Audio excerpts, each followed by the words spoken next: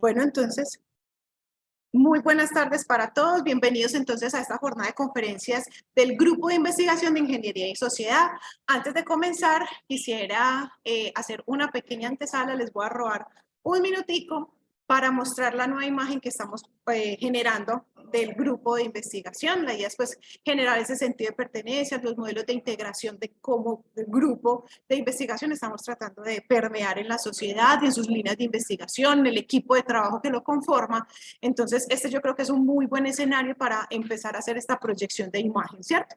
La van a empezar entonces a ver en los nuevos escenarios o en las nuevas pues como promociones y comunicaciones para que la tengan entonces en su referente de imagen y de memoria, ¿cierto? Entonces ya con esa antesala, ahora sí, bienvenidos nuevamente.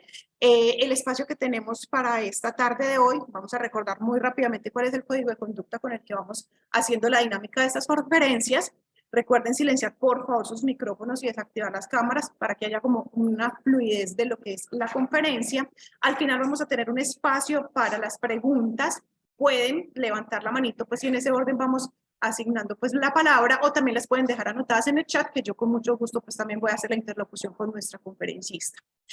Vamos a pasar un link de asistencia. Agradecemos que por favor diligencien la asistencia, que nos va a permitir entonces hacer una trazabilidad y generar nuevas y futuras invitaciones. Y como se acabaron de dar cuenta, empezamos el proceso de grabado y recordarles que el quedarse en ese proceso de grabado significa que aceptamos esas condiciones para permanecer en la sala. Entonces ya con esas instrucciones iniciales, ahora sí, le doy paso entonces voy a presentar a nuestra conferencista para esta tarde. La conferencia va a ser construcción y validación de instrumentos para una investigación educativa mediada por juegos serios. Muy apropiada y el ejercicio para todo esto que estamos hablando de la integralidad. Va a estar desarrollada por Marta Catalina Ospina Hernández. Ella es ingeniera de producción industrial, magíster en educación. Actualmente es estudiante de doctorado en ingeniería electrónica y de computación en la Universidad de Antioquia, profesora de la Universidad Nacional Abierta y a Distancia UNAD. Es investigadora junior en ciencias e investigación en temas relacionados con todo lo que es gamificación, juegos serios, educación e ingeniería. Entonces, Marta, bienvenida, ¿cómo estás? Cata. Muy bien, profesora Alejandra. Muy buenas tardes para todos y agradeciendo la invitación por este espacio la tarde de hoy. Me gustaría, por favor, que me confirmara si ya estás viendo la pantalla. Así es, Cata, ya estamos viendo entonces tu pantalla, estamos escuchándote perfectamente, entonces te dejo entonces en sala con nuestros asistentes. Bueno, muchísimas gracias a usted. Haciendo uso pues del código de ética, voy a detener el video, entonces les voy a dejar aquí la presentación. Listo, entonces, como dijo la profesora Alejandra, la tarde de hoy les voy a hablar acerca de la construcción y validación de instrumentos para una investigación educativa mediada por juegos serios. Yo soy estudiante del doctorado en Ingeniería Electrónica y de Computación. Mis directores son el doctor Johnny Fernando Ceballos, que se encuentra en sala, y el profesor Isaza Cadavid, que pertenece a la Universidad Nacional. La agenda que vamos a manejar es introducción, los instrumentos empleados en las fases de investigación, la validación de los instrumentos, los formularios de percepción y opinión, los test, la selección de juegos, un diseño experimental, consideraciones finales, selección de la población y muestra, resultados y unas conclusiones. Bueno, entonces les voy a contextualizar un poco acerca de lo que es la investigación que se llevó a cabo y los instrumentos que se diseñaron y se validaron para hacer uso de la misma. Una problemática importante en las universidades es lo que es el abandono de los estudiantes y se retiran del proceso educativo. Entonces, para ello es muy importante revisar cuáles son esos factores de desmotivación y por qué ellos están dejando los estudios. Esta investigación se realizó precisamente, se delimitó a los cursos, no se delimitó pues a la universidad como tal, al abandono de la universidad, sino a los abandonos de los cursos de ciencias básicas y de ingeniería de primeros semestres en universidades virtuales o universidades mediadas por tecnología, ya que posterior a la pandemia muchas universidades optaron también por la opción de apoyar sus cursos en tecnología, entonces eso también facilitó un poco el escenario de la investigación. El objetivo que se planteó fue diseñar una metodología para la implementación de juegos serios en el proceso de enseñanza como una herramienta de apoyo para los cursos de ciencias básicas de ingeniería en estudiantes que están en modalidad virtual o que se apoyan en tecnología de la información. Para llevar a cabo el proceso de esta investigación se propusieron 5 instrumentos. Entonces, este es más o menos el panorama de la investigación. Teníamos el tiempo en donde se dio esto fue un periodo académico. Entonces, el tratamiento que recibieron los estudiantes es que ellos se tomaron 2 cursos. Vamos a hablar de un solo curso en términos de esta charla, pero es importante que sepan que se aplicó tanto a cursos de física mecánica como de cálculo diferencial. Entonces, teníamos unos estudiantes que ellos eran sometidos a un tratamiento y el resto de los estudiantes participaban del proceso con las encuestas al inicio y al final y los test antes y posterior al tratamiento. Entonces, el objetivo de esta charla es poder revisar cómo se llevó a cabo ese diseño y esa validación de los instrumentos que se emplearon en el desarrollo de esta investigación. Entonces, dentro de la encuesta de percepción, se deseaba conocer pues esas percepciones iniciales que tenían los estudiantes y los profesores antes de iniciar el proceso. ¿Cuál era esa percepción que tenían frente a las metodologías de enseñanza, frente al uso de la tecnología y frente a otros factores que eran importantes para el desarrollo de la investigación? Al final, en la encuesta de opinión, ya era pues opinión final con respecto al desarrollo de la investigación y si consideraban que esos elementos, sobre todo los que habían sido sometidos al tratamiento experimental, había sido pertinente y cómo lo calificaban ellos en términos de una metodología de enseñanza.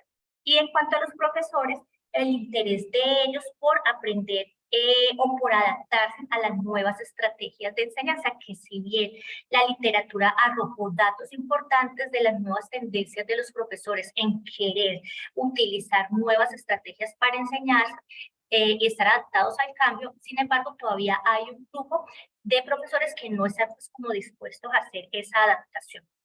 Pero esto ya no es tema pues, de la investigación. Después de la encuesta se aplicó un test. Este test era con la finalidad de poder conocer cuáles eran el punto de partida de los estudiantes antes de iniciar el curso. Si tenían esas bases fundamentales para poder iniciar ese curso, bien fuera el de física o bien fuera el de cálculo, y a partir de ahí entonces se realizó un tratamiento a una parte de la población, porque teníamos una población control y una población de casos, enseguida vamos a hablar un poco de ellas, y los que pertenecían al grupo experimental, que eran los estudiantes que iban a hacer cada una de las 5 fases, incluyendo el tratamiento, entonces ellos realizaron en 2 momentos del periodo académico 2 juegos. Uno al principio del semestre y otro antes de iniciar las evaluaciones finales. Entonces, ese cronograma se estableció con unas fechas estratégicas de manera que los juegos que tenían una pertinencia en relación con el curso que ellos estaban viendo, que tenían matriculados, tuviera una secuencia lógica y didáctica al interior cuando lo fueran a jugar. Listo. Entonces, finalmente, lo que se quiso evaluar es si efectivamente los resultados de los estudiantes del test posterior habían tenido una significancia respecto a los estudiantes que habían participado en juegos serios o con respecto a los que no habían participado de los juegos serios. Bueno. En esta parte, antes de empezar a hablar de cada uno de los instrumentos, es muy importante dejar unos conceptos claros, ¿cierto? En cuanto a la validación de los instrumentos. Cuando uno está en condición de investigador, es muy importante tener lo que es una objetividad frente al desarrollo de lo que uno quiere mostrar, de lo que uno quiere plasmar, y cuando uno está diseñando un instrumento, no deja de lado esa parte humana por más objetividad que tenga. Yo le voy a preguntar a las demás personas lo que yo creo que esa pregunta está bien, yo creo que está bien diseñada, pero sin embargo eso genera unos sesgos, por eso se hace tan importante lo que es la parte de la validez de los contenidos y de la confiabilidad de los instrumentos. Entonces, esa objetividad es el grado en el que el instrumento de medición es permeable a los sesgos y a las tendencias del investigador. Y entonces ahí es donde nosotros hacemos uso de nuestros pares evaluadores, de profesores con alta experiencia, con sus grados académicos que permiten tener esa parte de que puedan evaluar un instrumento para que ellos nos den su percepción acerca de qué se debe mejorar y qué está bien dentro del instrumento que se desea utilizar como un instrumento de medición. Entonces, en esta investigación, en los formularios que nosotros empleamos en la etapa inicial y en la parte final, que fueron los formularios de percepción y de opinión, nosotros los evaluamos mediante el índice de validez de contenido del Lauchet, que enseguida les voy a hablar de él, y en la parte de la confiabilidad se evaluó por medio del alfa de Cronbachs, o sea, el pretest y el posttest, ¿cierto? Entonces, esa alfa de Cronbachs lo que mide es una consistencia interna de las preguntas con respecto pues a cada uno de los ítems de cada uno. Entonces, esta es la parte de la objetividad.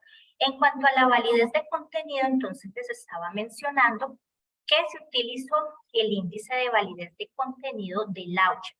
Sin embargo, para las personas que hacen investigación, es importante que sepan que existen otros métodos de validez. No los voy a explicar en esta charla, pero sí es importante dejarlos mencionados, algunos de los más conocidos, que es el método Delphi, que es similar al Lauchet. También tenemos el método Ferrin, que ya esa técnica es utilizada haciendo revisiones de literatura. Entonces, es un método bastante riguroso porque hay que revisar muy bien la literatura y qué vacíos hay, qué no se ha preguntado, para a partir de ahí construir el instrumento. Está el de los cálculos predictivos, que ya es calculando medias y desviaciones típicas, y está el método del índice de validez de contenido del Lauchet, que acá, que fue el que se empleó en la investigación. En este método del Lauchet tenemos un juicio de expertos. Entonces acá nuestros expertos, ellos van a juzgar la importancia de los elementos de la herramienta de medición. Entonces en los cuestionarios a ellos se les daban una serie de preguntas con los ítems y entonces ellos decían la validez de ese contenido para ver si era posible validarlo o no. Entonces, Lauchet él tiene 3 características de evaluación. Entonces, él te dice, bueno, califica en una escala de 1 a 3. 1, si el ítem se considera esencial. 2, si es útil, pero no esencial para la investigación. Y 3, si no es esencial para la investigación. Entonces, o si no es útil para la investigación. Ese con respecto a la parte de los cuestionarios como tal. Para la parte de los test, se utiliza ya un método que se llama el método de la consistencia interna. Nosotros utilizamos el coeficiente de alfa de Cronbachs en esta investigación, pero al igual que la validez, también hay otros indicadores para poder calcularlo. Está el de Richardson y está el coeficiente de Pearson también. Pero entonces, ¿qué pasa con Cronbachs? Cronbachs fue muy útil para el desarrollo de la investigación y se decidió trabajar con él porque con él íbamos a medir lo que era la correlación interna entre los elementos de este cuestionario que se presentaban en una escala de Likert. Para los que no conocen, de pronto la escala de Likert es una escala que se da de 1 a 5, sin embargo hay una literatura donde también se establece que puede ser de 1 a 3 o de 1 a 7 según la que el investigador necesite. Sin embargo, la estándar, la más conocida, es la que tiene 5 ítems. Por lo menos una puede ser muy en desacuerdo neutral, de acuerdo y muy de acuerdo, ¿cierto? Entonces, él mide la consistencia interna del instrumento. Entonces, en los test ya eran test de conocimiento. Y acá lo que se quería probar era que efectivamente esos test o esas respuestas que los estudiantes nos daban tuvieran una consistencia interna. Entonces, antes de aplicarlo, se hizo una prueba piloto para que una pequeña población respondiera y poder hacer esa confiabilidad del instrumento. Listo, entonces después de ese breve abre boca o de esa breve conceptualización, vamos a comentar acerca de cómo fue el proceso de la validación, el diseño y la validación del formulario de percepción y de opinión también.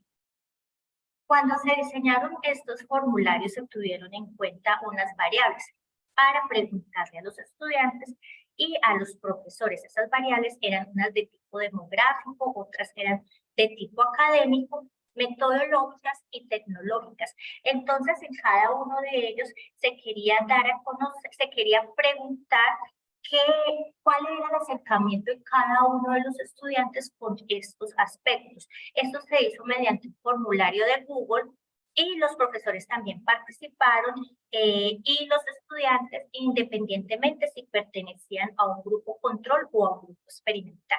Bueno, entonces el grupo control fue el grupo que trabajó en todas las partes de la investigación, pero no jugó los juegos serios, mientras que el grupo experimental hizo todo el proceso de la investigación, pero tuvo un estímulo adicional que fueron el grupo de estudiantes que jugaron estos juegos serios, ¿cierto? Entonces ahí había pues esa manera de comparar qué pasa con los estudiantes que sí juegan versus los estudiantes que no juegan, que solamente se quedan con la metodología que utilizó el docente durante ese periodo académico.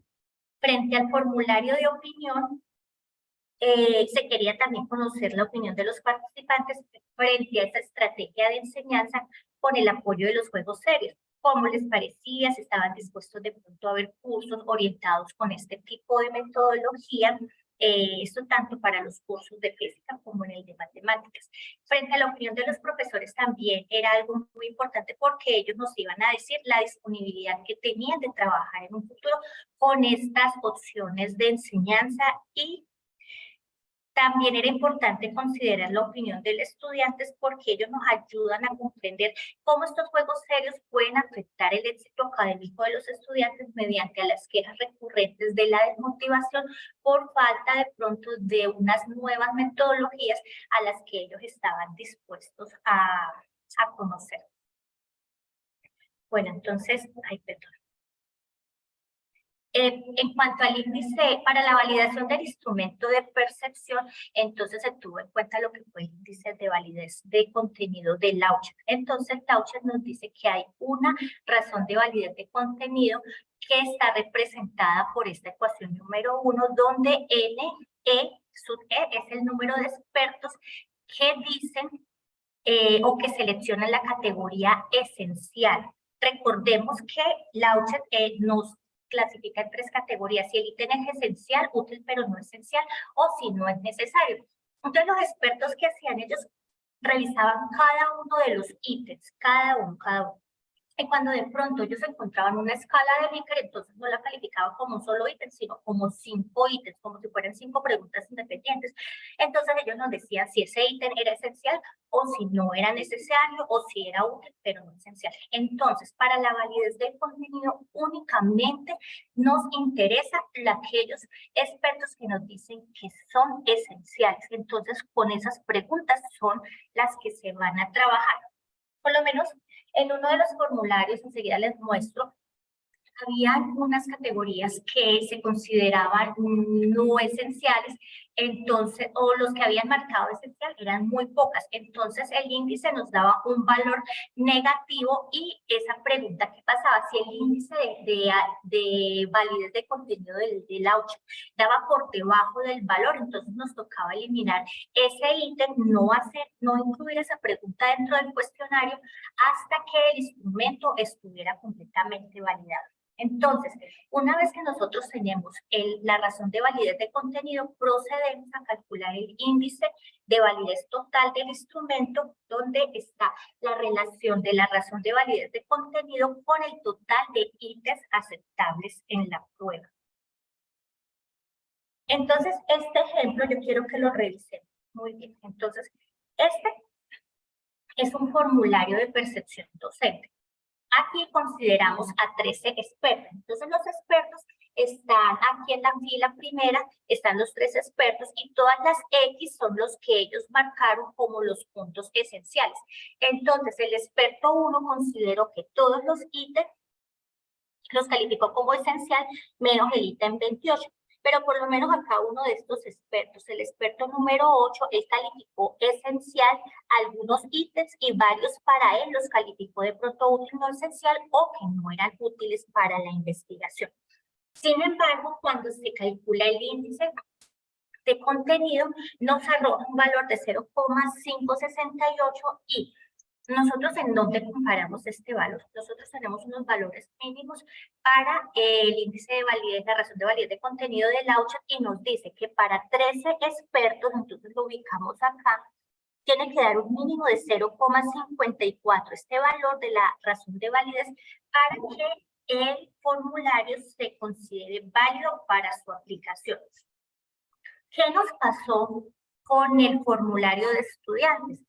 Resulta que el formulario de estudiantes no lo validaron 3 expertos, sino 12 expertos. Y acá para 12 expertos teníamos que tener un valor de razón de validez de 0,56, pero nos daba un valor de 0,48. O sea que estábamos todavía lejos de que el formulario estuviera validado. Entonces, en ese sentido, tocó eliminar aquellos ítems, por lo menos acá si ustedes ven los valores negativos, nos tocó eliminar los valores negativos y los valores que estaban en 0 hasta lograr tener la validez en el contenido. O sea, nos tocó eliminar muchas preguntas del cuestionario porque no se consideraba un instrumento válido y confiable para aplicar. Entonces, me dirán, bueno, si acá en este formulario de percepción docente todavía les sigue apareciendo valores negativos, ¿por qué no eliminan los ítems?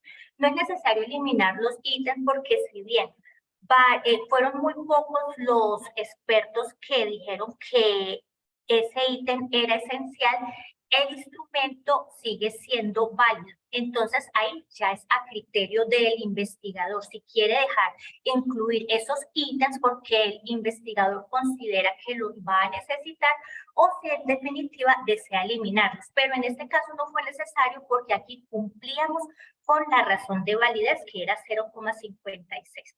Entonces, en cuanto al formulario de estudiantes, una vez se realizaron los ajustes y se eliminaron los ítems que nos estaban limitando la validez del formulario, entonces ahí sí ya posteriormente obtuvimos una validez del 0,56, lo que nos permitió decir que el formulario ya se encontraba válido para su aplicación. Los test. Los test fueron 2, el que se aplicó antes del tratamiento y posterior al tratamiento. Entonces era un pretest y era un posttest. Entonces el test consistió en unos ejercicios del curso.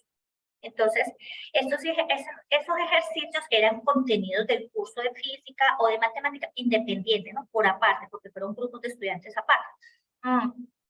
En el momento de que se aplicó el test, los estudiantes, pues ellos no debían tener ninguna preparación, no debían saberse, pues, como los contenidos totales de lo que iba a implicar esa evaluación. A ellos se les dijo, pues, muy claro que no iban a tener implicaciones académicas, que la participación era completamente voluntaria y todo eso se dejó por escrito, pues, dentro del consentimiento informado. Entonces, pues, atendiendo a esas recomendaciones, muchos estudiantes colaboraron en el desarrollo de esta investigación. Entonces, pues, al principio realmente no les fue como muy bien, digámoslo así, o eso relativo, ¿cierto? Porque igual ellos no tenían como unos conocimientos propios del curso, pero sin embargo ellos se querían medir, era ellos con qué conocimientos previos venían. En cuanto al post-test, ya se midió, las respuestas se midieron de acuerdo pues como a las respuestas que ellos nos dieron con los aprendizajes que habían adquirido durante el semestre y también de acuerdo pues al apoyo adicional que habían recibido del estímulo con juegos serios. La selección de estos test tuvo dos maneras, dos validaciones. La primera fue que inicialmente el investigador lo que hizo fue un repositorio de 30 ejercicios de matemáticas por un lado, 30 ejercicios de física por otro lado. De esos 30 ejercicios entonces se trataron pues se revisó la literatura para revisar cuáles eran los contenidos temáticos apropiados en cada parte del semestre. Entonces, a partir de allí se diseñaron esos ejercicios. Posteriormente, por medio de una prueba, un criterio de expertos, del área de matemáticas y del área de física, ellos también hicieron la validez de contenido por medio de la OCHA y de ahí se sacaron cuáles eran los ejercicios que eran esenciales para el desarrollo de la investigación. Posterior a cuando se hizo la selección, ya no teníamos 30 ejercicios para aplicar, sino que ya nos quedamos con 13 ejercicios que fueron los que se le preguntaron a los estudiantes en esta fase. Después de esto, ahí se procedió con el proceso de validación de este instrumento, que fue el análisis del alfa de Cronbach, el cual iba a verificar lo que era la confiabilidad del instrumento como tal y para mirar esa consistencia interna de cada uno de los ítems. Para calcular este alfa de Cronbach, entonces hay diferentes herramientas estadísticas. Está pues el SPSS, tenemos R, tenemos el software Stata, tenemos Excel, tenemos Minitab. Entonces, cada uno de ellos nos ofrece algunas alternativas para poder desarrollar, para poder hallar este alfa de Cronbach. Por lo menos en el que se utilizó en esta investigación fue el SPSS. Sin embargo, también lo corrimos por R y los datos también eran pues muy similares. Por lo menos en el SPSS, este es un software estadístico que es uno, pues es popular dentro de la comunidad estadística. Entonces, este permite hacer ese tipo de validez de pruebas en investigaciones sociales, en otro tipo de investigaciones. Y estas herramientas estadísticas facilitan también la capacidad para calcular este alfa de Cronbach. R pues ya es un software libre que también nos permite calcular el alfa de Cronbach. Lo que es Stata, ya este paquete de software estadístico ya se utiliza pues como para análisis de datos también en ciencias sociales y tiene herramientas estadísticas que incluyen la capacidad de calcular también el alfa de Cronbach. Excel, si bien se puede utilizar, es un poco más limitado pues a la hora de la capacidad para hacer los análisis estadísticos. Y en cuanto al Minitab, este software estadístico, pues generalmente se utiliza lo que es en la parte de la industria y el mundo académico también para el análisis de datos. Bueno, en cuanto a los resultados, aquí tenemos dos salidas del software SPSS, que fue el que se empleó, y el alfa de Cronbach nos da superior al 80% en ambos casos. Para el curso de física mecánica y para el curso de cálculo diferencial. Cuando el alfa de Cronbach nos arroja por encima del 70%, entonces estamos diciendo que el instrumento tiene una consistencia interna y se dice que es un instrumento fiable. Para la parte de los juegos serios, bueno, en esta parte de los juegos serios, lo que fue, se tuvo en cuenta varios aspectos. Primero se tuvo que revisar lo que fueron los sílabos de los cursos para poder revisar cuáles eran esos contenidos que iban a tener durante este semestre académico. Eso se hizo por aparte de cada una de las universidades que iban a participar. Al principio iban a participar 3 universidades, pero posteriormente nos quedamos solamente con 2 universidades porque una finalmente no pudo participar por cuestiones del calendario académico. Entonces, cuando estábamos haciendo la búsqueda en repositorios académicos de cada uno de estos juegos serios, el proceso fue riguroso, fue dispendioso, hasta que finalmente logramos obtener esos juegos que se iban a aplicar. Entonces, se aplicó en 2 momentos. O sea que teníamos que tener 2 juegos para cada curso. Uno que abordara las temáticas primeras del curso y otro que abordara las temáticas posteriores del curso, sin embargo, que tuvieran una secuencia entre ellos.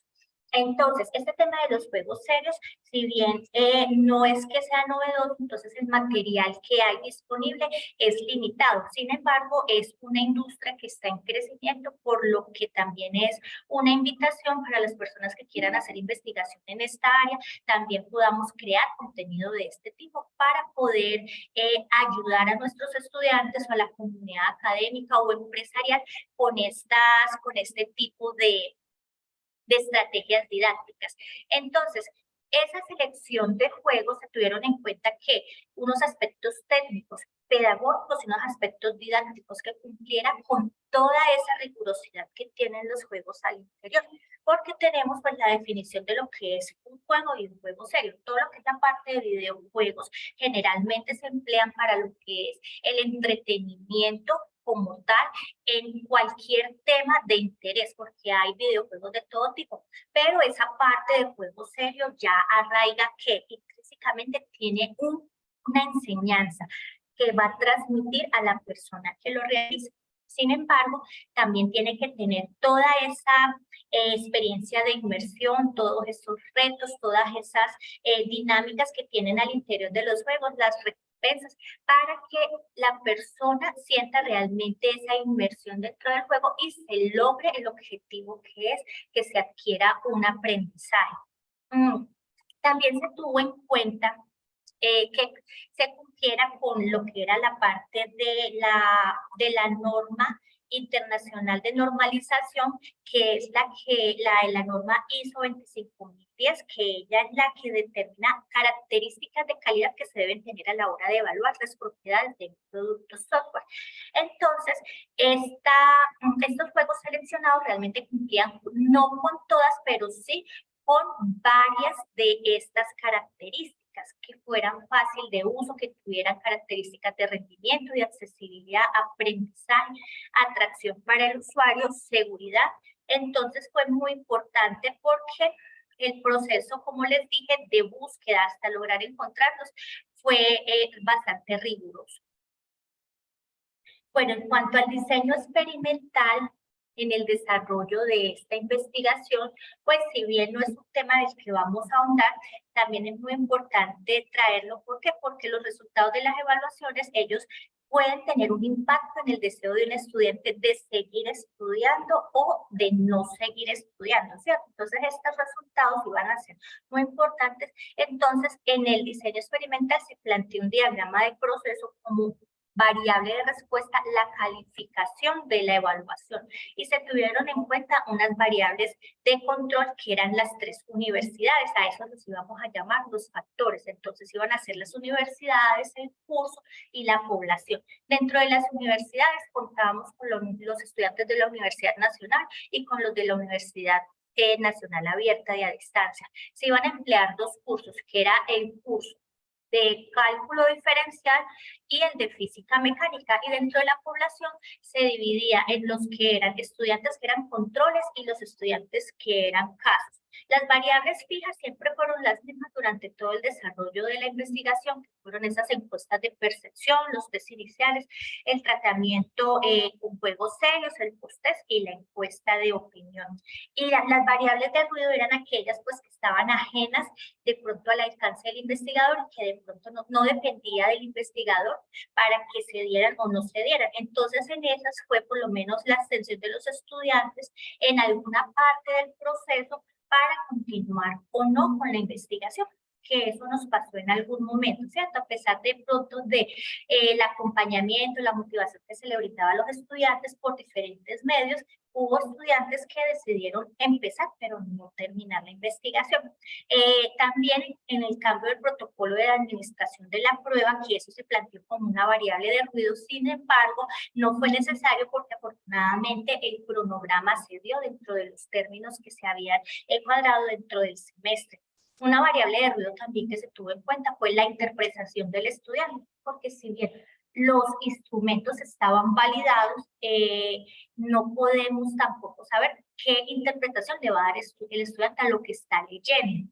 Y también la época del semestre en la que se aplicaban las pruebas. Se trató de organizar el cronograma de tal manera que fuera coherente con las temáticas del curso y con las variables fijas que se iban a tener en cuenta. Entonces, en ese momento, pues no fue afortunadamente una dificultad. La estrategia para el análisis de los datos para este diseño experimental se utilizó mediante el software RStudio. También es muy importante tenerlo en cuenta.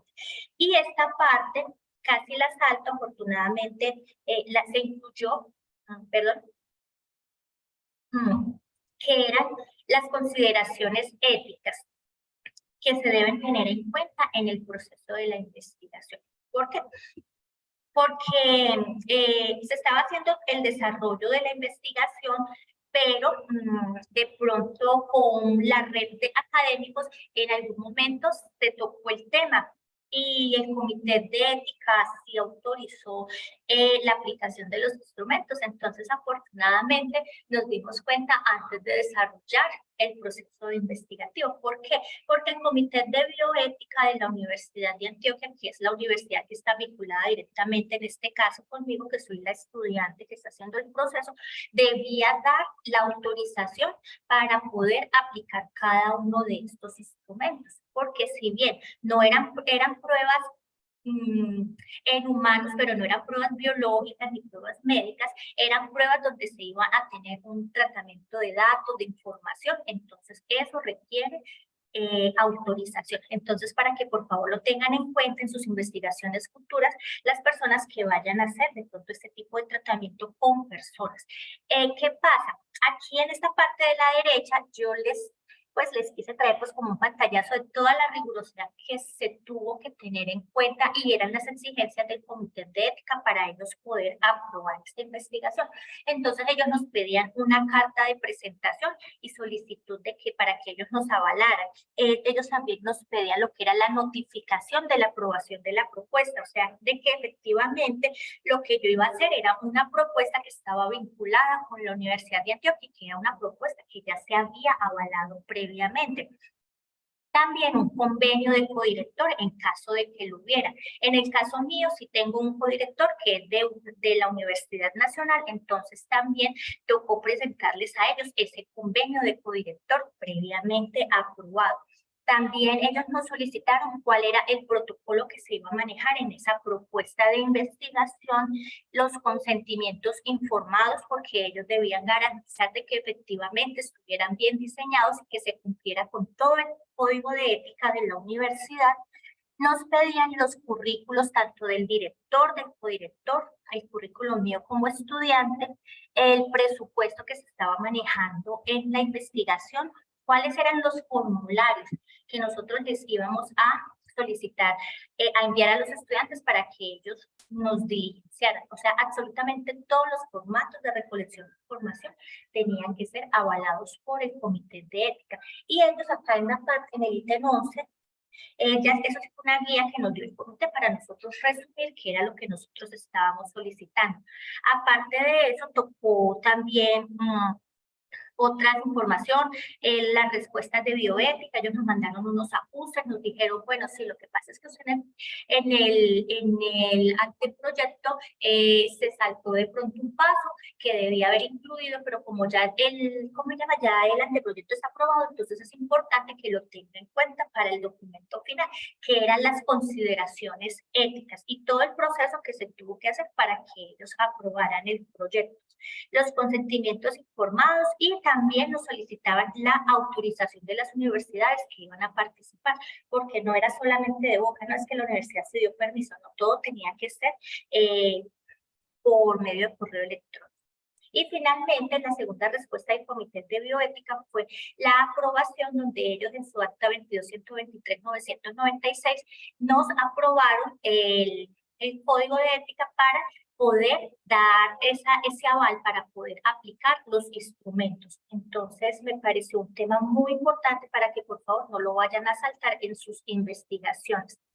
En cuanto a la selección de la población y muestra, eso tampoco, pues, también es importante resaltarlo. ¿Por qué?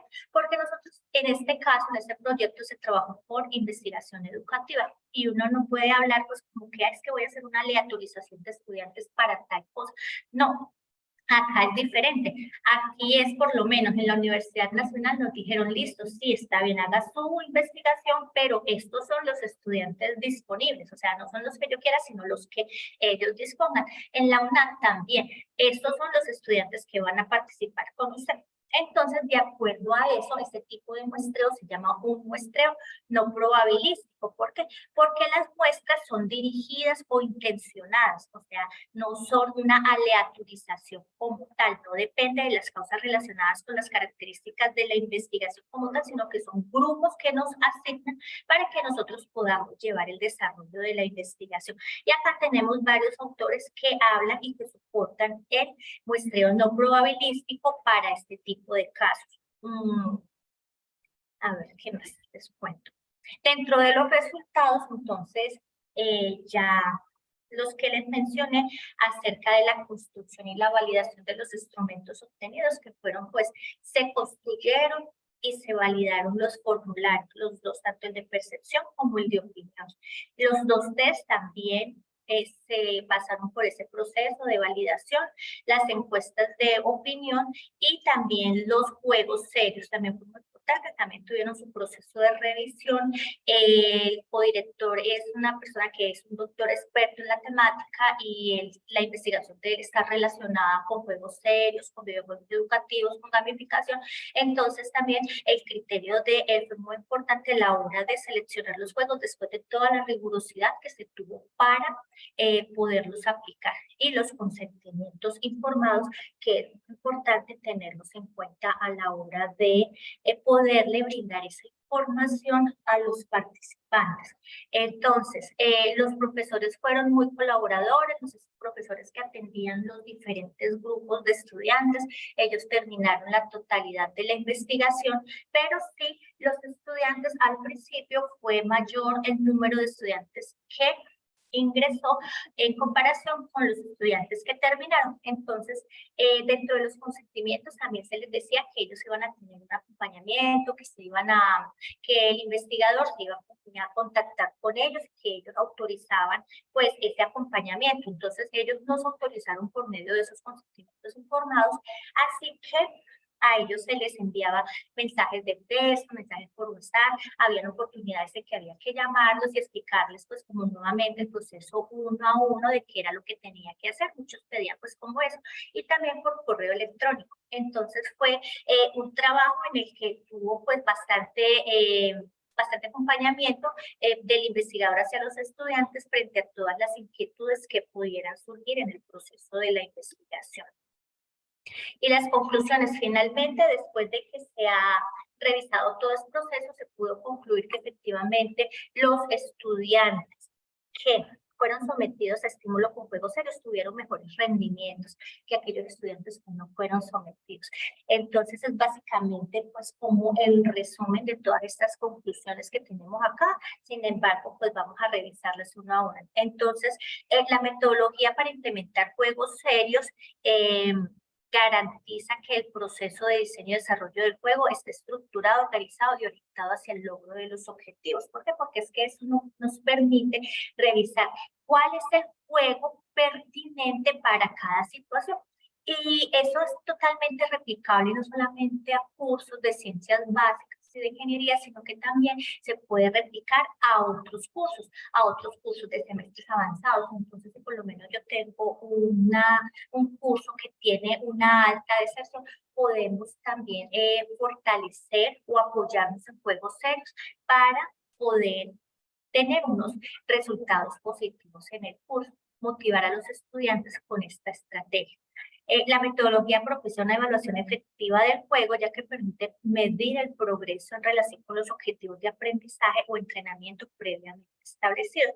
Los instrumentos presentados en este documento hacen parte de la metodología que permite una evaluación efectiva del juego y ayuda a los equipos a trabajar de manera eficiente. Entonces, con respecto a todo lo que les estaba mencionando del aprendizaje significativo que se puede adquirir, que puede adquirir el estudiante con este tipo de estrategias. Las respuestas recibidas de los cuestionarios fueron alentadoras en el sentido de que los estudiantes, ellos quieren seguir probando este tipo de estrategias. A ellos les gusta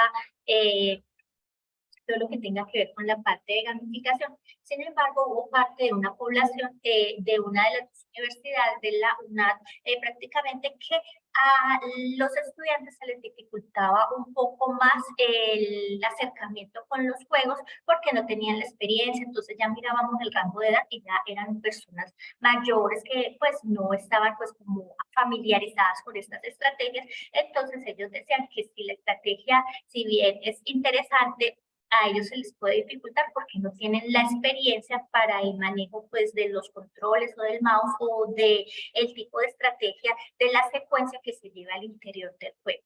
Entonces, también se manifestó que adquirían mayor competencia frente al seguimiento de instrucciones, a esa, pues como a esas ganas de poder continuar en el juego porque sabía que iban a coger una recompensa al interior del juego, entonces eso era motivante para los estudiantes. Estos instrumentos también proporcionan un marco para evaluar el aprendizaje de los estudiantes en los juegos. Es importante para medir la efectividad del juego en términos de los objetivos educativos específicos que se han establecido. Para esta conclusión es muy importante entonces desde el principio saber cuál es el objetivo de aprendizaje del curso tal y a partir de este curso cuál es el criterio de evaluación que se va a tener con el estudiante y a partir de ahí cuál es el instrumento, el juego serio adecuado para que ese criterio de aprendizaje se pueda llevar a cabo y se logre alcanzar ese objetivo de aprendizaje como tal. Y por último, permiten una mejor planificación. Esto incluye la identificación de objetivos específicos, la selección de herramientas, recursos apropiados y la definición de las estrategias de enseñanza efectivas. Y no está de más también que cuando uno, profesor, está involucrado dentro de esos procesos de enseñanza de los estudiantes con herramientas gamificadas, dan como ganas de continuar ese proceso y efectivamente darnos cuenta de que estamos motivando a nuestros estudiantes, no solamente a que continúen en la universidad, sino a que tengan aprendizajes significativos. Referencias y pues esto es todo por hoy. Entonces le doy paso en el auditorio a las preguntas que me deseen hacer.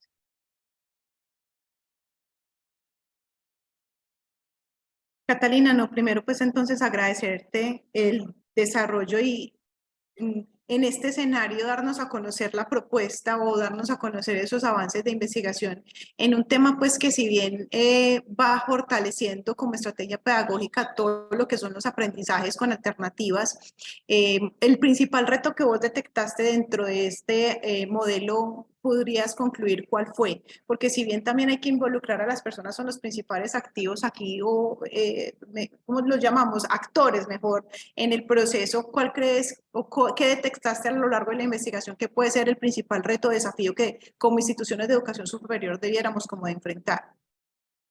Claro que sí, sobre todo en aquellas personas que no están familiarizadas con el uso de juegos. Creo que es algo muy importante porque si bien hay muchos estudiantes que sí están familiarizados, inclusive personas pues como de nuestra edad, digámoslo así, que tenemos ciertas familiaridad con este tipo de herramientas, hay otras personas que no. Entonces, para estas personas podría ser lo contrario, digámoslo así, a que se puedan desmotivar porque no saben cómo puede ser el punto de arranque para iniciar con esa utilización de si es un juego serio relacionado como con una especie de un videojuego, porque también hay otras herramientas que son de tipo gamificado, pero realmente en este caso lo que se utilizaron fueron este tipo de juegos. Muchas gracias. Vamos a darle paso entonces a Silvia Morales, que tiene la manito levantada, y posteriormente entonces al profesor Daniel. Y bueno, muchas gracias, Catalina, por la presentación. Primero felicitarte por ese trabajo pues tan riguroso, tan cuidado, pues nos mostraste cada una de las elecciones metodológicas que hiciste pues ahí detalladamente. Yo tengo como dos duditas que de pronto nos ayudas a aclarar porque, digamos, sí, en el tema del comité de ética, quería preguntarte si la autorización que se solicitó era porque se iba a hacer una intervención específica con los estudiantes, o si digamos, también es necesario ahí dentro de lo que aprendiste en el reconocimiento de los, de los requisitos, hacerla cuando uno va a aplicar simplemente un cuestionario sin llegar a hacer alguna intervención. Esa sería como mi primera pregunta. Sí, señora profesora Silvia. Entonces, es necesario cuando se va a realizar una intervención específica. En este caso, la intervención era con una metodología adicional, una metodología de apoyo, como eran los juegos serios, ¿cierto? Entonces, en este sentido. Pero por lo menos como docentes, si vamos a aplicar un cuestionario por una dinámica de la clase y que no va a ser pues como en términos de investigativo, entonces no es necesario. Pero entonces así, a mí sí me quedó claro que era cuando se iba a hacer un tratamiento en términos de investigación. Listo, Cata, muchas gracias. Y quizá esta pregunta se sale un poquito de, se va a salir un poquito del contexto, porque pues Cata nos acompaña como profesora del curso de emprendimiento, entonces yo tengo que preguntarle, ¿si has identificado alguna biblioteca de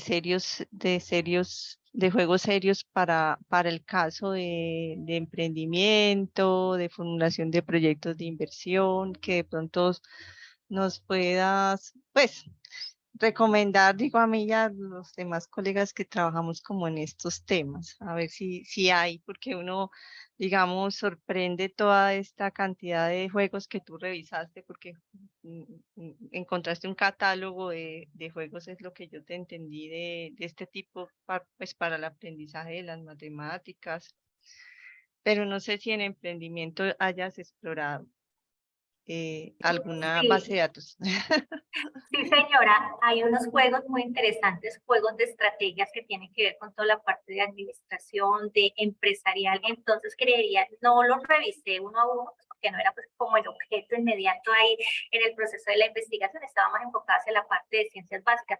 Sin embargo, estos juegos los estuve revisando por encima y son pertinentes y se podrían aplicar. De hecho, le voy a hacer llegar pues como el enlace en donde va a poder tener esa selección y también estoy pues preparando un documento para poder resumir esos repositorios de acuerdo al tema de interés. Entonces hay de ética, hay de ciencias políticas, hay de ciencias básicas, ingeniería, administración, entonces hay varios temas. Entonces estoy terminando de organizar un documento para que quede dispuesto y disponible para la comunidad académica y todas las personas que deseen lo pueden utilizar. Listo, muchísimas gracias Catalina y no, y felicitaciones por este trabajo. Muchísimas gracias, profesora Silvia. Daniel. Hola Catalina, otra vez. ¿Cómo estás? Bien, Daniel, muchas Catalina, gracias. mira, no, yo cada vez que te oigo me dan ganas de oír más. Sé que este es un pedacito de un gran trabajo que vienes haciendo que ojalá pronto acabes para que poderlo ver completo, porque sí es muy interesante. Tenía como 3 preguntas, pero Silvia ya me quitó 2. Porque la primera era precisamente esto de la aprobación por el Comité de Bioética, porque junto con Silvia nosotros solemos hacer investigaciones o recoger datos con nuestros estudiantes, entonces yo quedé ahí como un poquito afanado. La segunda tenía que ver también con este, que tú ya habíamos mencionado en otro momento, de un repositorio de juegos, pero la pregunta entonces que Silvia me dejó para poderte hacer es que ojalá me pudieras describir un poquito más la estructura de los instrumentos antes y después, es decir, digamos que cuántos ítems tenía. Yo me imagino que la primera parte eran unas preguntas de segmentación. Mejor dicho, quisiera saber si me puedes describir un poquito el contenido, obviamente lo que se pueda decir de la estructura de los instrumentos. Claro que sí, a ver, de pronto por acá. A ver, estos son formularios, percepción y opinión. Por lo menos acá en el formulario de percepción de estudiantes, yo te voy a compartir los enlaces, profesor, por favor, al final de la reunión me escribes, tú tienes mi correo electrónico y te puedo pasar el enlace para que tú puedas ver los formularios. En la versión que se les envió a los expertos, entonces, que es la que tengo disponible, ¿cierto? Entonces, ahí nos damos cuenta que estaba compuesto por 57 ítems, pero si tú vas a decir, no, pero es que son demasiados, lo que pasa pasa es que muchos de ellos eran en escala de Likert, entonces van sumando Sí, por día claro. 5 porque se califica una pregunta tipo Likert como si fueran 5 ítems, entonces por eso es que ahí va sumando. Para el de profesores eran 31 ítems, también habían en escala de Likert varios, ¿cierto? Entonces ya al final para la opinión fueron 18 ítems para los estudiantes y fueron 18 ítems para los profesores también.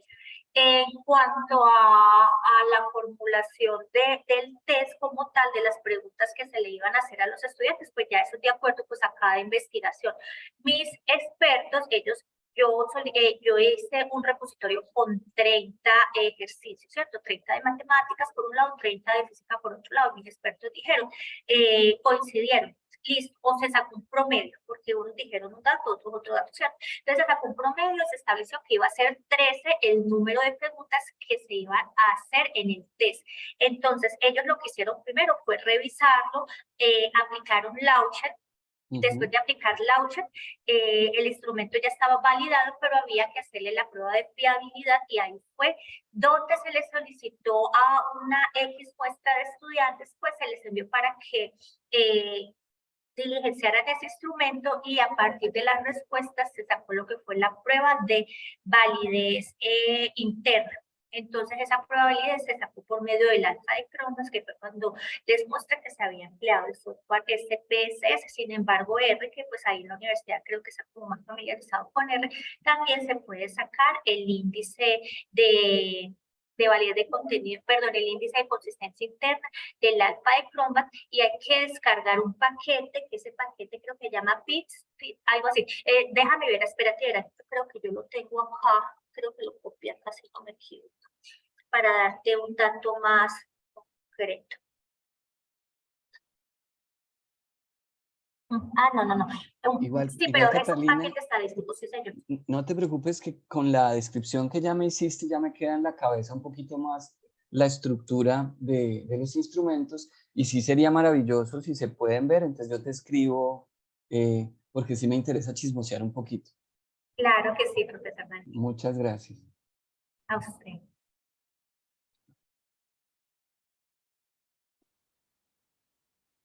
Y para finalizar, la profesora Laura. Muchas gracias. Bueno, primero felicitar a Catalina por el trabajo que está haciendo.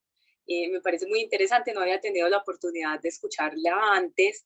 Y bueno, y me parece que es muy importante pues este tipo de temas, sobre todo que la validación de los resultados de aprendizaje pues es como un tema de estudio en el cual falta mucho por abordar, entonces se hace pues una muy buena propuesta. Mi pregunta iba relacionada con lo que dijo la profesora Silvia, porque como no había tenido la oportunidad de conocer el proyecto, entonces quería saber cómo se había hecho la selección de los juegos, cómo se había hecho la selección de las temáticas, y digamos en general, digamos, cuáles eran las mecánicas de los juegos que se aplicaron. Entonces ya me di cuenta que fue por medio de un catálogo de juegos serios pues relacionado con el aprendizaje en temas de matemáticas, pero si me pudieras contar un poco más como ese proceso de la selección de las temáticas específicas, pues como dentro del curso total, que también nos hablaste que se evaluó pues como los microcurrículos y esto, y sobre todo qué mecánicas, por ejemplo, tenían esos juegos que aplicaste. Sí, claro que sí. Bueno, con gusto. Entonces, efectivamente, sí, cuando se miraron los microcurrículos de las 3 universidades, porque en este momento todavía las 3 iban en curso, al final fue que por calendario académico no nos dio y la Universidad de Antioquia, entonces no se pudo aplicar a la población de la Universidad de Antioquia, pero se compararon los microcurrículos de las 3 universidades. Cuando vimos cuáles eran todos los temas que ellos manejaban, por lo menos en el curso de física mecánica, entonces había varios cursos y obviamente muchos temas coincidían, pero al final se revisó cuáles eran los temas que efectivamente eran como los que más coincidían como tal para saber esos temas eran los que se iban a abordar con los juegos. Posteriormente, que ya se tenía cuáles eran los temas comunes, entonces ahí se abordó, se buscó en los repositorios académicos para buscar los juegos que eran apropiados. Realmente no encontrábamos y yo dije, bueno, parece que el salvavidas como que va a ser desarrollar el propio juego, pero afortunadamente con tanta búsqueda logramos encontrar el juego apropiado para cada curso. Entonces encontramos un juego, 2 juegos para el curso de cálculo y 2 juegos para el curso de física. Entonces, en la primera parte eran las temáticas iniciales del curso de física, por lo menos todo lo que era el movimiento uniforme, todo lo que tenía que ver. Entonces, ¿cuál era la dinámica del juego? Entonces, el estudiante entraba a su juego, el juego iba avanzando en relación con, o sea, de lo que recuerdo de los juegos era que él tenía unas instrucciones, entonces le decía, bueno, tiene que colocar aquí la ecuación que corresponde al movimiento lineal, al movimiento parabólico o al tema que se estaba tratando para que lograra avanzar y poder calcular, o le pedían distancia, o le pedían ángulo, o le pedían algún tema relacionado con el curso para que el estudiante pudiera avanzar. En la medida que él iba avanzando, iba teniendo otros retos estaban relacionados dentro del mismo juego, de pronto como una ruleta, y en esa ruleta él tenía que buscar la opción correcta. Había uno que, por lo menos dentro del curso de matemáticas, en el de física no, pero en el de matemáticas sí, cuando el estudiante no lograba pasar de un nivel, tenía asociado un enlace con un video tutorial de la temática del curso, y ese video tutorial lo direccionaba a una explicación propia de ese tema. Entonces ya se le pedía al estudiante que volviera otra vez a repetir ese juego, y entonces hasta que el estudiante lograra avanzar y lograra obtener sus recompensas. Perfecto, muchas gracias. A usted, profesora. Bueno, reiteramos entonces a Catalina su presentación. Gracias por acompañarnos entonces en esta nueva edición de conferencias. Es un trabajo que va mostrando entonces otras dinámicas pues, que van enriqueciendo el proceso de aprendizaje en los estudiantes con una envergadura de verdad muy enriquecedora, no solamente para quien la está viviendo desde lo que es el estudiante, sino quien de atrás va desarrollando qué es lo que se requiere en la competencia para poder montar lo que sería el juego, la estructura que ellos requiera. Catalina, muchas felicitaciones. Nuevamente, muchísimas gracias. Muchos éxitos en estos pasitos finales que estás dando. Y a todos nuestros asistentes, entonces, gracias por participar de estas jornadas. Continuar con esta dinámica, entonces, de dar socialización de conocimiento, y nos encontramos entonces en un nuevo escenario. Atentos a la nueva invitación en el chat. Nuevamente las citas, lista de asistencia para quienes aún no la han diligenciado. Les deseamos entonces una muy buena tarde y hasta pronto. Hasta luego, muchas gracias por todo, por su asistencia. Gracias. Hasta luego. Hasta luego. Chao, chao.